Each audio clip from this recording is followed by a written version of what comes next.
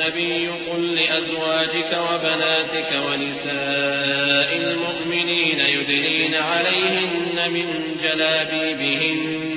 ذلك أدنى أن يعرفن فلا يؤذين وكان الله غفورا رحيما۔ اے پیغمبر صلی اللہ علیہ وآلہ وسلم،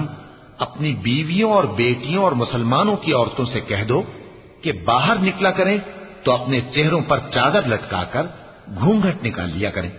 یہ چیز ان کے لیے موجب شناخت و امتیاز ہوگی تو کوئی ان کو ایذا نہ دے گا، اور اللہ بخشنے والا ہے، مہربان ہے۔ لئن لم ينته المنافقون والذين في قلوبهم مرض والمرجفون في المدينة لنغرينك بهم ثم لا يجاورونك فيها إلا قليلا ملعونين أينما تقفوا أخذوا وقتلوا تقتيلا سنة الله في الذين خلوا من قبل ولن تجد لسنة الله تبديلا۔ يسألك الناس عن الساعة قل إنما علمها عند الله وما يدريك لعل الساعة تكون قريبا إن الله لعن الكافرين وأعد لهم سعيرا خالدين فيها أبدا لا يجدون وليا ولا نصيرا۔ اگر منافق اور وہ لوگ جن کے دلوں میں روگ ہے اور جو مدینے کے شہر میں بری بری خبریں اڑایا کرتے ہیں اپنی حرکتوں سے باز نہ آئیں گے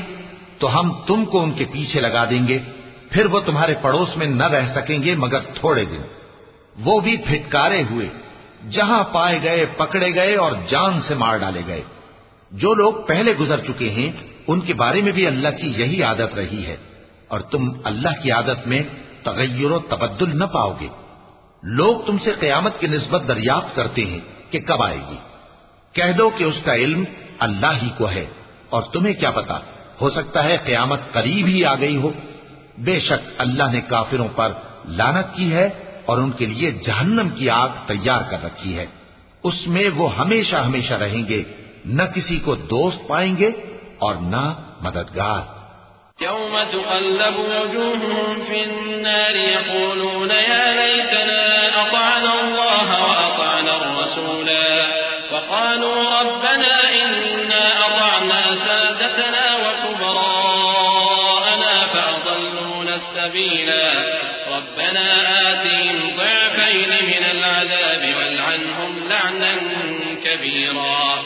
جس دن ان کے چہرے آگ میں الٹ پلٹ کیے جائیں گے تو کہیں گے اے کاش